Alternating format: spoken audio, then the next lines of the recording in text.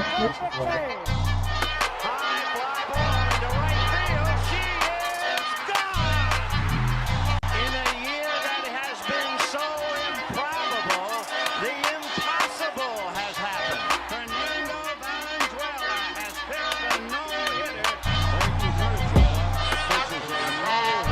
It is gone. It is a walk-off home run for Justin Turner. It's over.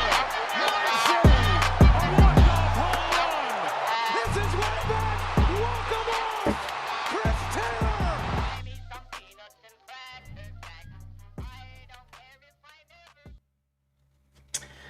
We are still down in Arizona. We're at Camelback Ranch. Here we got all the news and notes you need to know about your boys in blue. Shohei Ohtani through his second bullpen session today. Roki Sasaki is set for a live BP tomorrow. And reading through the tea leaves on the Dodgers' last roster spot. All that more coming up next on Dodgers Dugout Live. It's time for Dodger baseball. Welcome to Dodger Stadium. Dodgers win.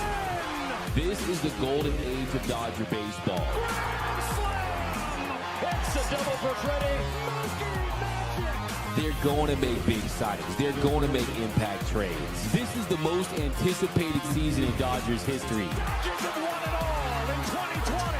Think blue, bleed blue, and I'm out.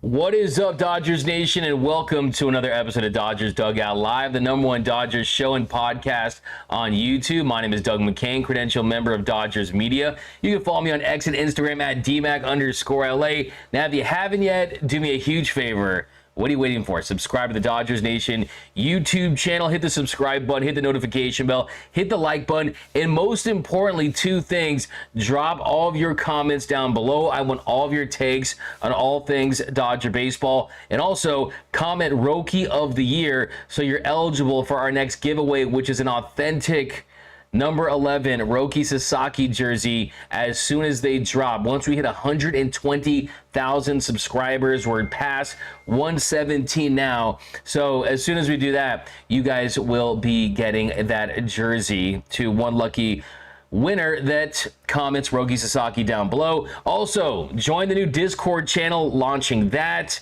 We have over 1,000 members already. We're going to be featuring more exclusive content with that, behind the scenes, merch, all kinds of awesome stuff. Also, be sure to subscribe to the Big Lead One, which is my new show, my new YouTube channel. So be sure to subscribe to that. I see you guys popping in the chat already. We got Dan C, DMAC, Are We Live? Lots of Rokis of the Year from Jack Fidel.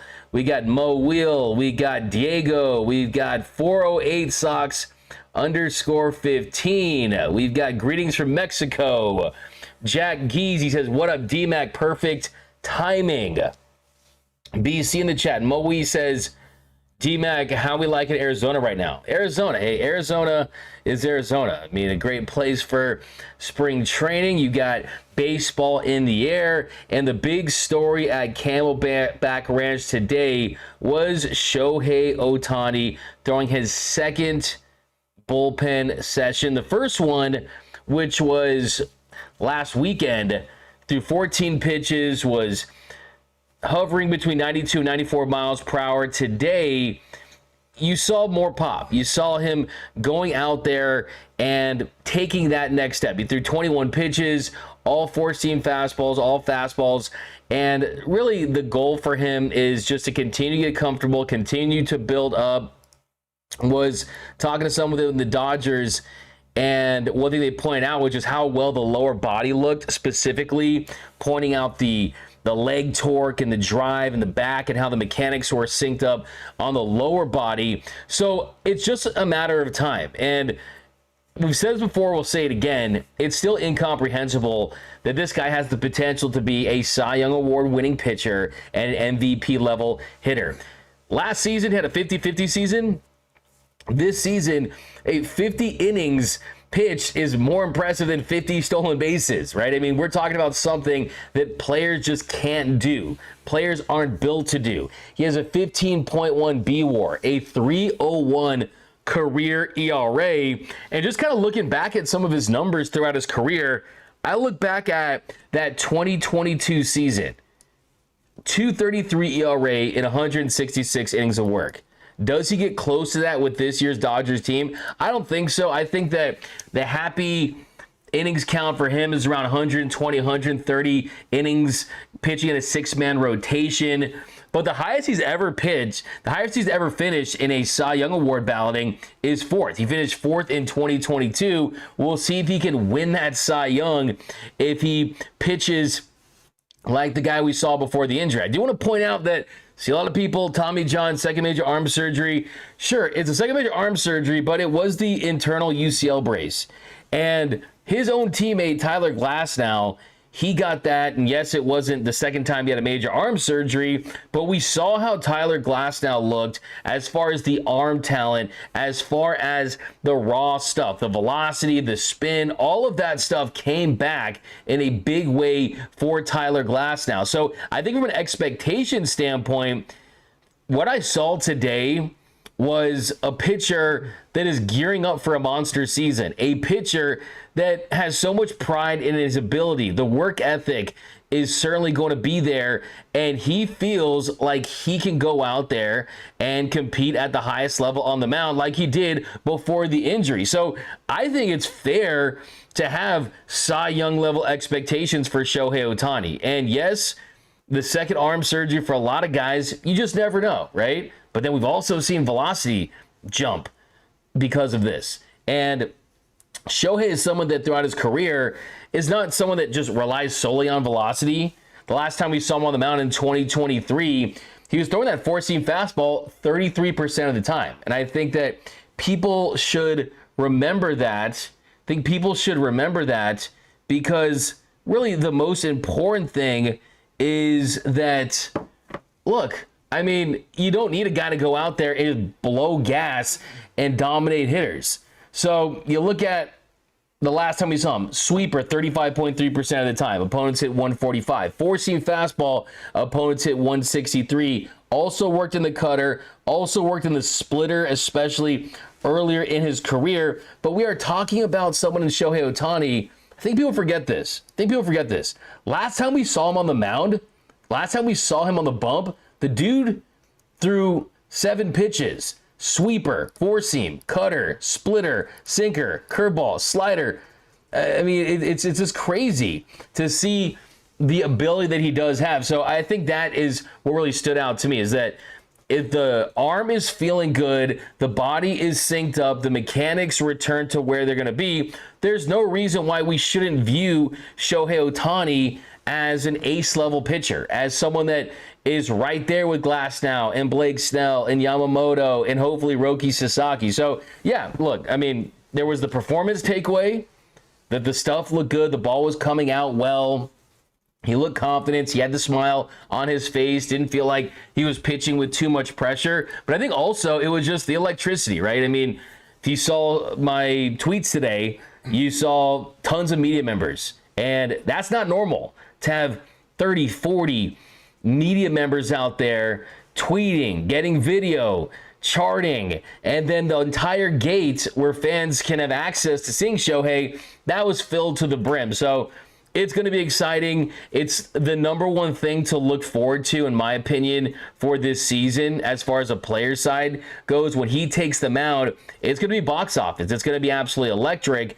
Now, as far as the other ace on this team, and also too, I want to point out too, the interesting thing with Shohei for me is, from an obstacle standpoint, the challenge to get him back to being that guy is the buildup, the workload, because most pitchers coming back from an injury, they're going to make rehab starts. They're going to go down to AAA. They're going to go through that process of getting comfortable. Yeah, that works for most pitchers. Even the best pitchers in the world go through that process. Well, with Shohei Ohtani, he is a player that his team needs to be in the lineup as much as possible. Now, do I think that Shohei is going to play in 159 games this season? Probably not. But that is going to make it a challenge to get him comfortable, because he's not going to make those minor league starts. He is going to be facing hitters, and those hitters are going to be a combination of some guys on the big league club, and they're also going to call up some guys from the minor league system. So he's going to be facing hitters and working his way back on the mound while starting a season as a reigning champion and a reigning MVP. So it's just an example of we're living in an era of Dodger baseball where we're seeing a player do something, attempt something, go through something that we've just never seen from any pitcher, any player in the history of this sport. But you got to trust Shohei Ohtani, because this guy knows what he's doing. He knows his body. I mean, he was constantly pointing at the iPad after pitches. And that's one thing that Andrew Friedman told me last year, is what really sticks out with Shohei Ohtani. I mean, talked to him in Korea about this, was everything that he does is so deliberate, and there are no wasted reps. If he throws 21 pitches, they all had a purpose. They all had a rhyme or reason. You saw him with Will Ireton going through the pitches with his iPad. So we'll see what's next for him. And the most important thing is you don't have any setbacks and he bounces back well. But based on how that glove was popping today, based on, like I said, the lower body mechanics that are really the driver for his success on the mound, I was told today by someone from the Dodgers that it's ahead of schedule, right? It looks as good, if not better, than they hoped it was going to look this early during spring training. Now, his other rotation mate, Tyler Glasnow, I think is the biggest wild card for the Dodgers starting rotation. I do. I think that he is going to determine if this is a team that is going to win around 100 games, 105 games, still be the favorite to win the World Series, still be dangerous, they can win like they did last year, or a team that has a chance to be historic as far as regular season wins. Because if Glasnow can stay healthy, give you 130 to 150 innings, but have a lot left in the tank for the postseason, that's going to change the trajectory of this rotation as a whole. That's going to make it easier for guys like Roki Sasaki to have success and be effective and not be thrusted into a more prominent role in his first year in Major League Baseball. It's going to just make things better because he is supposed to be that frontline starter. And Glasnow also faced hitters today, as did Blake Snell. And in their live BPs, it looked like Glasnow, from a health perspective, is certainly back to where he was before the injury. And he talked about it after his live BP today, that he has made those mechanical tweaks that we talked about when we asked him a couple of weeks ago at Dodgers Fest, and he's getting more comfortable with them. He's implemented them into his mechanics, and if this works out and it keeps him on the mound for the entire season, he's avoiding the IL, then watch out. I think that Tyler Glasnow is a guy that can win a Cy Young this season. I mean, someone on this rotation has to win the Cy Young, right? Why not Tyler Glasnow? But here was Tyler Glasnow talking about his live BP and some of the mechanical adjustments he made this offseason. Things felt good. Health-wise and consistency and stuff, I've been feeling pretty good. Timing wasn't the best, but first BP, it's kind of expected. Yeah, I feel like when I'm at my best always, you're athletic. And I think sometimes, like, when the stuff doesn't feel good and you're out of time, I think sometimes you do get into the mechanical headspace, and I think it's finding that, like, in between, like, make your adjustments but still stay athletic. And I think I've been doing a pretty good job, but that's probably a good theme of spring for me. Mix of everything, but I think if I can identify, like, early on the mound, if something doesn't feel good, and then I start to, like, okay, is it specifically this or that? I think a lot of times maybe save that for practice, and once you go into the game, just like, it is what it is, let's be athletic, and then things kind of start to shift over the game. I'm not super concerned with extension necessarily. I think it's like getting long extension in like a healthy way as opposed to like flying open. And I think just the changes aren't super big. They're just like keep my spine angle better, not rip open. Puts a lot of stress on my elbow. So it's just kind of refining that all spring long and keeping my direction towards home plate. And it's been feeling pretty good. It's kind of hit or miss right now, but every spring it's kind of hit or miss right now.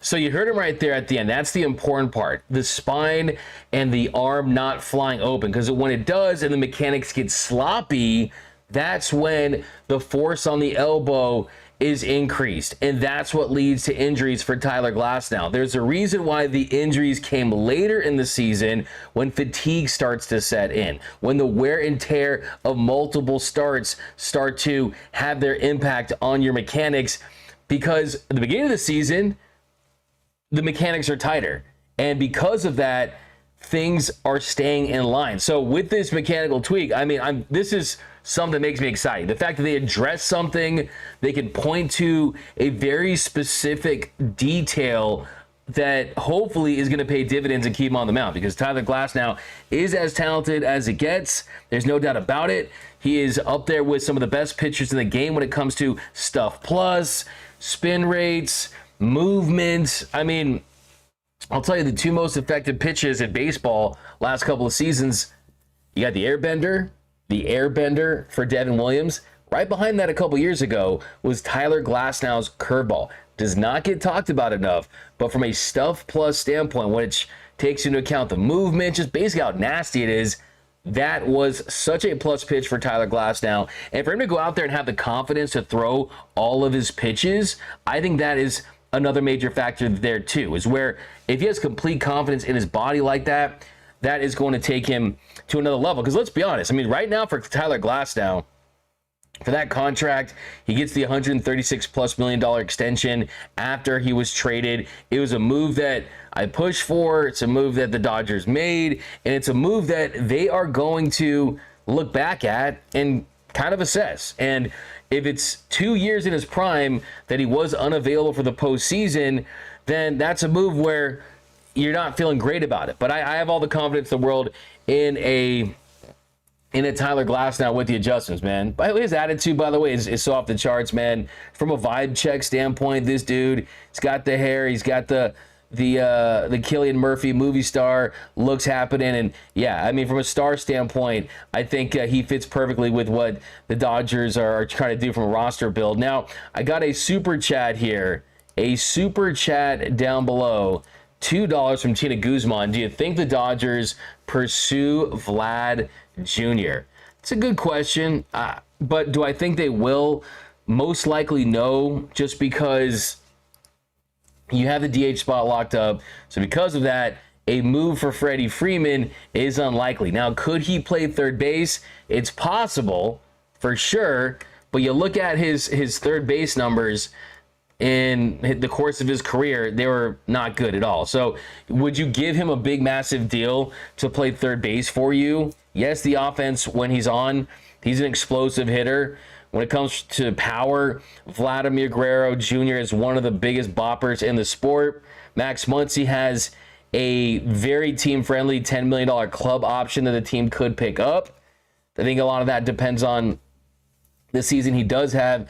And then I think another thing to consider too is Munetaka Murakami is another guy that we know the Dodgers could have some interest in. I mean, would it surprise anyone if the Dodgers were to get a Japanese superstar this time on the position player side? I definitely think that the answer to that is no. So they got some options that I think make more sense than a Vladimir Guerrero Jr. I think that the big takeaway from this offseason is when it came to adding bats, you stuck with high upside guys that you get on one-year deals like a Michael Conforto, and then bringing in a Hae-Sung Kim that has the positional versatility, that it's more of a contact-oriented hitter, and then you retain talent. Guys like a Teoscar Hernandez, because you got your big thumpers in the top of the lineup now, and you have your top 4 or 5 set.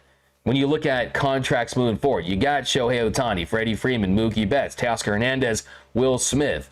All of those guys are locked up to long-term deals. And then you factor in Max Muncy, who's on a very team-friendly deal, where Max Muncy was hitting at an all-star level. Max Muncy would have won the Silver Slugger Award over Manny Machado last season at third base because of the defensive improvements, because the bat was still very effective and he was very productive. So we'll see what they do. So I don't see, as of right now, unless things change, the Dodgers being heavily involved in pursuing Vladimir Guerrero Jr.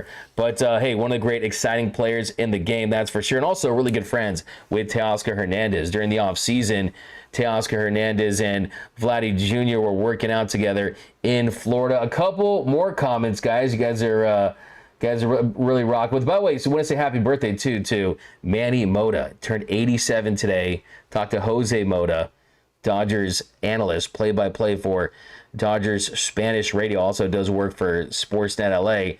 And Manny Mota is a fan of the show, so wanted to send a special shout out to him. He's a Dodgers legend. We appreciate him watching this show. But yeah, what a legend. We got Claudia 11. Dodgers need to get on Vladdy ASAP. So you guys just want the next shiny toy, and I'm not mad at you for it. But we got Polka Dab said, yeah, Vladdy, I'm sure all the top teams would want him next year. I mean, look, does he not feel and look and sound like a New York Met?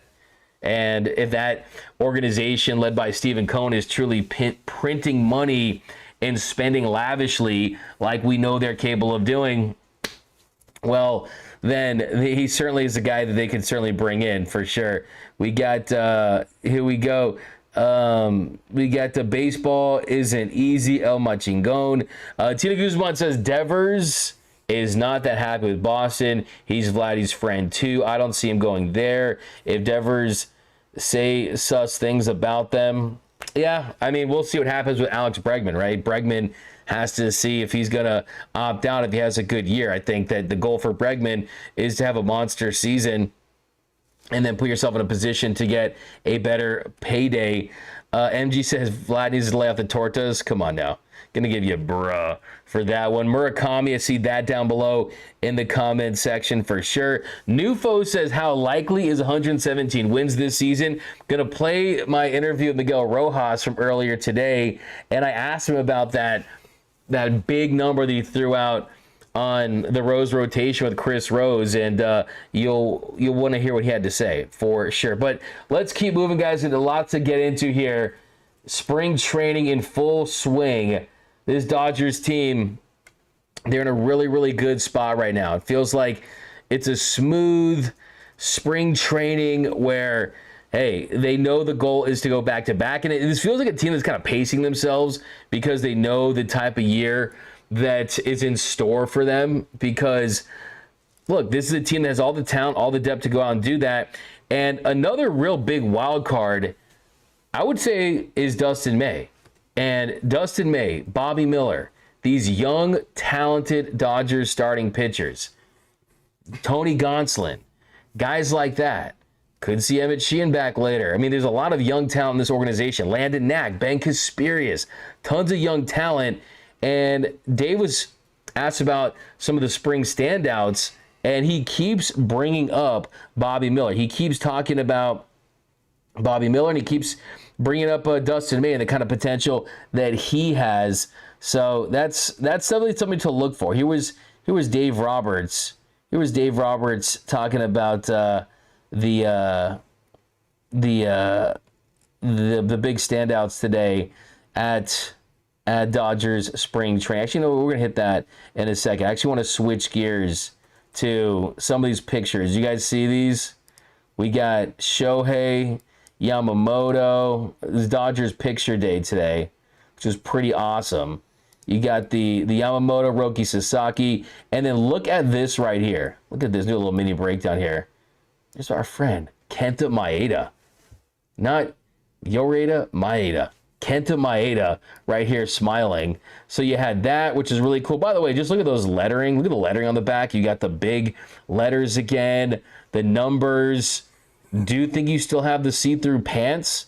So we'll see if those are the official pants. I do think there has to be a pretty good chance that Nike replaces those as the season comes closer. Then you got Shohei Ohtani rocking the Hideo Nomo Tornado delivery. This actually almost put me in tears. One of my favorite pitchers ever, Hideo Nomo, first Japanese all-star pitcher who still is the only pitcher to ever throw a no-hitter at Coors Field, where it's like bumping with it's like bowling with the bumpers on, and he's He's throwing that tornado delivery of the big smile on his face. Thought that was cool. And this is the best one. Look at these. No, this is not AI generated. No, it's not. I see people saying that. No, it's not. This is not AI generated, okay? This is Roki Sasaki sitting on Kike Hernandez's lap for this really awesome picture. So really cool to see Dodgers picture. They got a super chat right here. 199. Smash this from a C2 C360. 199. Smashing tortas. Ain't talking about the sandwich too. Okay, come on now. I don't know what you're talking about, but you definitely earned yourself a nice bruh. Let's see what else we got. Shohei is too tall to be Hideo. Ray Barrios. How come Roki has his first initial and Yoshi and Shohei don't? Yeah, I've been getting that question a lot. I'm going to have to kind of get to the bottom of that. It's a really good... some people did say that it was an ode to Chibolote Marines in some capacity, but I'm going to get to the bottom of that for sure. Dan C says possibly a Conforto Pages platoon. Claudia 11 says, I love Bobby Miller. I want to see him thrive. Yeah, I think that is certainly something that you can take away early on in spring training. That if you're looking at the stock for Bobby Miller, it's definitely on an upward trend. Here was Dave Roberts talking about some of the spring standouts. I think there has been a lot of positives. There's a lot of good energy, a lot of good conversations, coaches, players within players. I just like the focus, the energy from the new guys, the guys that have been here. As far as standouts, man, it's a long list. I think, Yoshinobu is really coming really good. I think that Tanner Scott, just kind of seeing him, I think Bobby is really on his way back to reestablishing himself. There's just a lot of good things going on, and really Teo looks fantastic. So I just feel that we're all in a good spot. Well, with Dustin, it's been 5 years of major league service, essentially, that he's spent a lot of time not participating, and that's been a frustrating road. But he is 100% healthy right now. Yesterday, he threw the ball extremely well, and he's had success at the big league level. I do feel that this year is going to be his best year. And I think there's a lot of excitement to be a full participant. And we are back. So I know that I was muted for a good amount of time there, but I got to read some of these comments. You guys got me really cracking up. So Stephen Blevin says, I remember my first shoey. El Machingon says, I can read the libs. D-Mac is saying, I love tortas and we'll be smashing tearing up some tonight. Oh, come on now. What is some shoeys? D-Mac, couldn't hear you. Anything you've been saying for the last 5 minutes. Awesome. From silence to echoes. Great movie title from Steve Schmidt. D-Mac locked in though. What's up, Beer Sam? What's up, Dan C? Ishmael Sanchez. What is going on? We have Mookie. We have Steven Schmidt now. And Echo. Yeah, it's good times, guys, for sure. We got Starving Ghost. D-Mac was on. Come on now. Here else we got Beer Sam says D-Mac spilled the Krabby Patty secret formula and we didn't hear a peep. Don Kim asked how was Denny's. It was not the best Denny's I've had. I'll say that. J Kid 323 over and under when the clip is over and D-Mac is still muted. Hey, did I win or not? Did I win? I definitely I'm good. I got 2 No-Mo jerseys. That's pretty awesome. Roki of the year. Alejandro says D-Mac was dropping muted bars. D-Mac was preaching. Awesome for sure. But yeah, let me know if we're good to go. D-Mac gets a super bruh for that. Y'all definitely give the bruh to myself for that one. Here we go. Bruh. But yeah, getting back to kind of what I did say during that little stretch there, really the big takeaway is that, yeah, when it comes to Dustin May, he is certainly someone that has the potential to help this team in a big way. The talent has always been there. I talked to a Dodgers coach who told me to just ask any of the players who's the nastiest. Dustin May is the name that comes out. And it's just a matter of hopefully having luck be on his side, the mechanics being clean.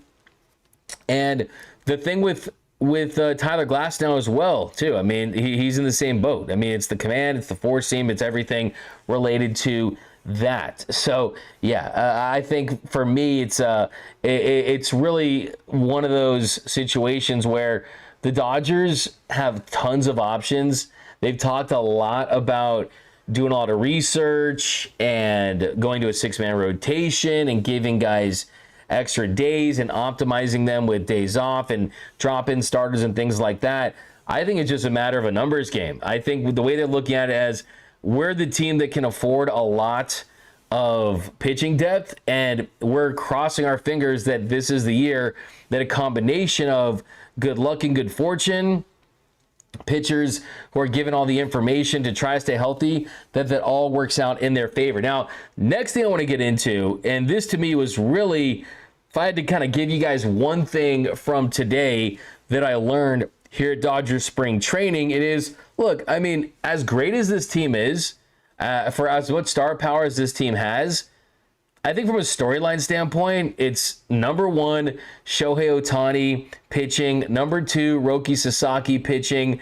Number three, I do think it is who's going to take that last roster spot from an interesting standpoint. Who is going to take that last roster spot? Could we see the Dodgers go either A, the comfortable route that we've seen them take, which is go with a veteran, go with someone that's been in this organization for a long time in Chris Taylor, or do they base that decision on what Dave said yesterday, meritocracy, merit, right? I mean, how a player performs during spring training, or is it, no, we are still going the meritocracy route, but we want to see how that player performs when the season starts against big league pitching on a consistent basis in the regular season. Well, I asked Dave Roberts today about Chris Taylor and his role for this team this season moving forward. And here's what Dave had to say. David, Chris Taylor, he's been such a big piece for you guys for almost 10 years now. What role do you envision him for this team? You know, I don't know right now. I've always said that one of Chris's superpowers, and he's won a lot of big games for the Dodgers in the biggest of moments, is his mindset, his mentality to be ready for whatever we ask of him. I still believe that's a superpower, and his ability to play all over the diamond. So he's got various gloves. He's healthy. He's moving really well. So it could be from third base to left field to center field. And I think after that, there's a second base in there. But I think CT just knows how to prepare himself. As far as kind of what you're looking at kind of this spring, I mean, we see what he looks like when he's an all-star, when the swing is right. What are you kind of looking for from a performance standpoint, just kind of in the swing? From the swing, I think, it's hard to get locked in when you're not playing every day. Hitting is hard. I think for me is just some more consistent at-bats as far as quality of at-bat, moving the ball forward. I think CT, and he'll admit it, he's very mechanically driven. But I also think that it's about performance, and it's not always mechanical, but he feels he's in a great spot mechanically this year, which is fantastic, and he's healthy. So I would expect better quality of at-bat. So you heard the man. I mean, that did not sound like someone that was locked in to just giving Chris Taylor a roster spot because he's Chris Taylor, because of what he's done for this team. Now, I firmly believe that Chris, I don't think people realize this, but CT3 had a pretty decent end to his season in 2024, and you look at the last 6 weeks of the season, he hit 314. He hit 314 down the stretch, and he's talked about this, how his swing is almost a seesaw. That's how he's described his swing, and in recent years, that seesaw has gone in the other direction. So for him, it's about getting himself into a good place to where he can take advantage of any opportunities that he does get. He hits the ground running, and look, the Dodgers, they still owe him $13 million. There's still a $10 million club option for next season. So he's shown the ability to get really hot. I think if you know the Chris Taylor experience, it's, okay, this is a guy that when he's hot, he looks like he's an all-star. He looks like, I mean, he made the all-star team in 2021, but he's had all-star moments, all-star stretches where he's tearing the cover off the baseball, and then he has those dips where sometimes it takes him longer than a lot of hitters to just climb out of those holes because of how mechanics are so important to his success at the plate. So I think that, to me, was my biggest takeaway of the day. Was if you thought that after what Dave said yesterday about Andy Pages and James Outman closed the door on one of the younger players being the last name on this roster, well, no. I think that Chris Taylor has to earn a roster spot for sure, and that I think this organization is just kind of past the whole idea of, okay, we're just going to keep a guy on the roster for the simple fact that he's had a history with this team. I think that they would love for Chris Taylor to look like the Chris Taylor that he was a couple seasons ago. I still think that he's capable of doing just that, just because this is someone who you doubt him, you write him off, and then all of a sudden he has a big moment. Let's not forget, before he hit the home run off of Alex Reyes in the 2021 wildcard game against the St. Louis Cardinals, Chris Taylor was on an 8 for 72 slump. He was 8 for his last 72 before hitting that home run off of Alex Reyes. And then he went on to have an incredible rest of the postseason. He had a 3-home run game against the Braves in the NLCS. So that's the tricky thing with Chris Taylor. And also, then the thing you got to factor in too is his value comes with his positional versatility. And if someone like an Andy Pages makes the roster over him, and then other guys get injured on the infield, well, then that's one less guy that you can play. Listen to all the names that Dave Roberts just told me. Second, shortstop, third, outfield position. So you lose that versatility and that depth in the event that one of these newer pieces, one of these other veteran pieces that you brought back, like a Kike Hernandez, goes down with an injury. So I'm a nerd for this kind of stuff. I want to see how the roster is constructed. And I think that what you can hope for if you're any of these guys is a level playing field and a true opportunity based on performance to earn that job. We see Ha-Seong Kim there in the clip. He still has to prove he can hit. Remember, he can start at the minor league level. Chris Taylor cannot. So that, to me, I found extremely interesting. But next, okay, I'm going to read some more comments here, and then I'm going to go to my interview with Miguel Rojas. We got a $10 super chat from Kiki, a few torters for you. I appreciate that. BC says earning Chris Taylor in the same sentence. Okay. We've got Taylor.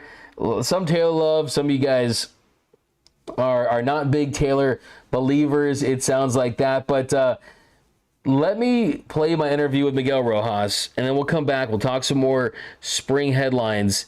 And then I want your thoughts on what Miguel Rojas had to say about going back-to-back, trying to maximize this year, and I think it'll get you hyped about this team being a very, very special team with the ability to do something that we haven't seen in the history of this sport.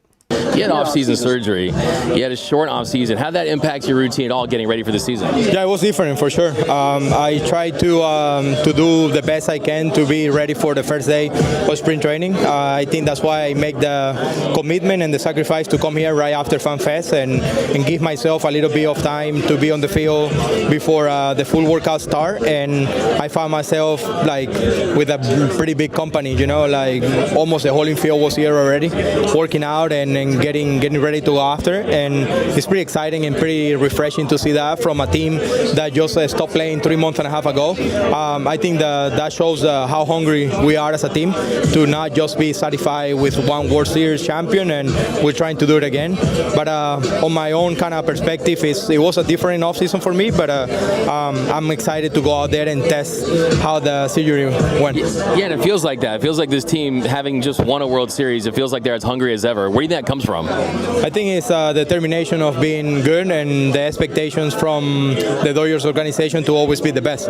I think everything started from the top, and seeing all the moves that they did in the offseason, acquiring all this talent, it's really excited because it puts you like under the microscope, or like we're not pleased with just winning one last year. We want to continue to win, and that's the goal, and that's what everybody in this organization think of is the main goal, and the main thing is winning, and we want to win in the regular season, and we want to be able to win the last game of the season like we did it last year.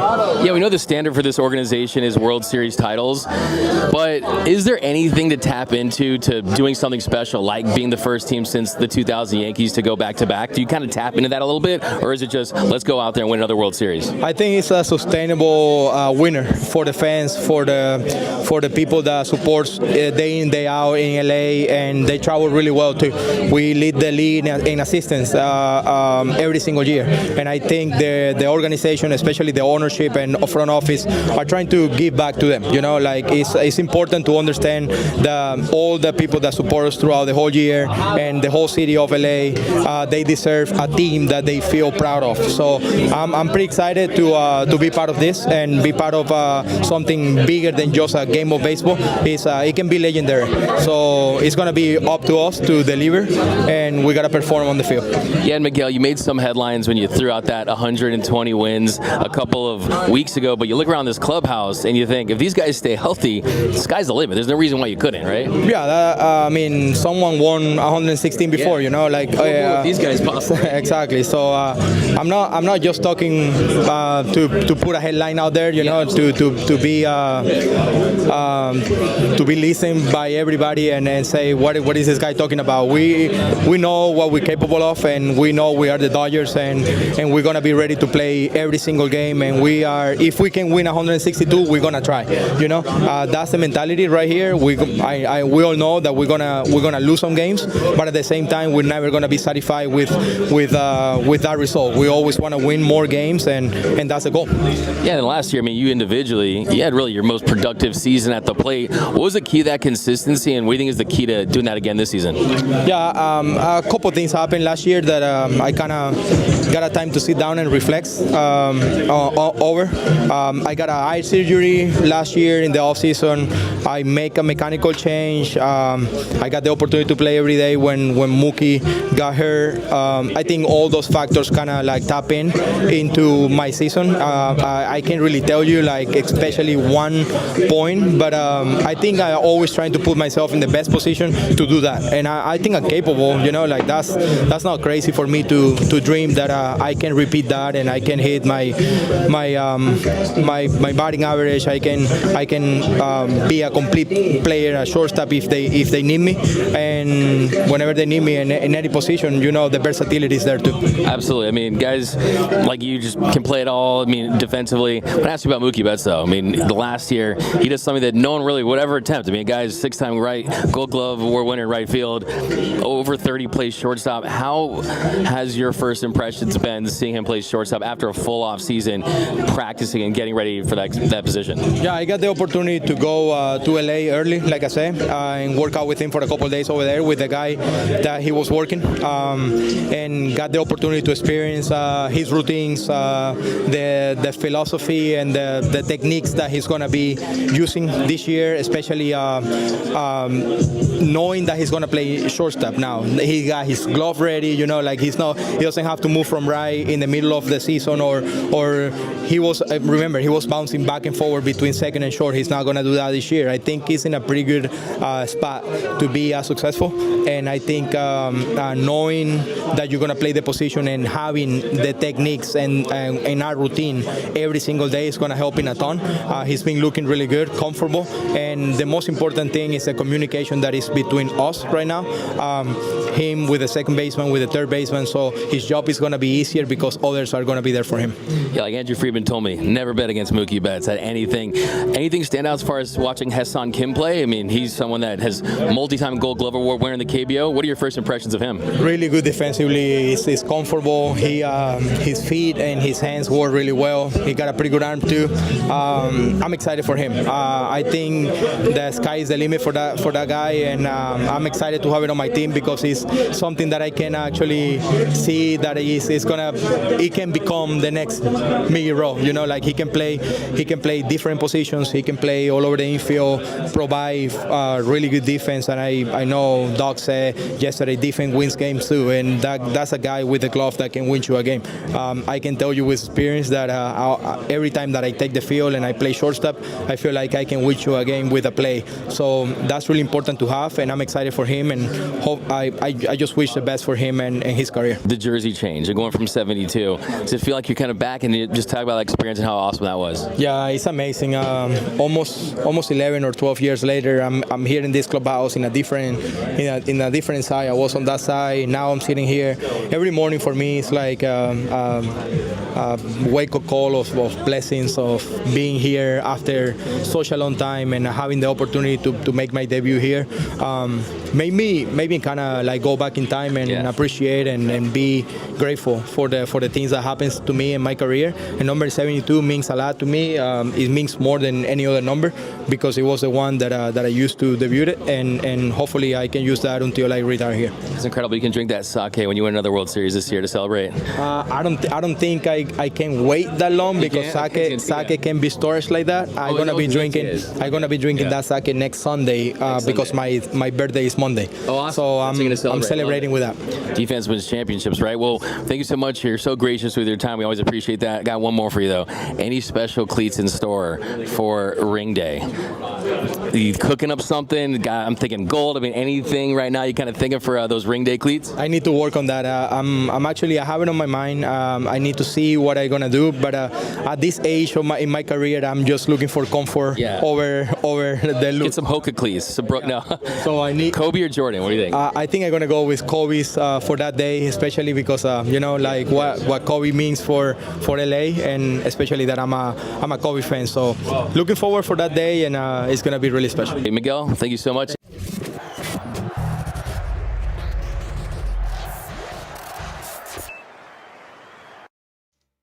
There he is, my guy, Miguel Rojas. Always a great interview, always great insight.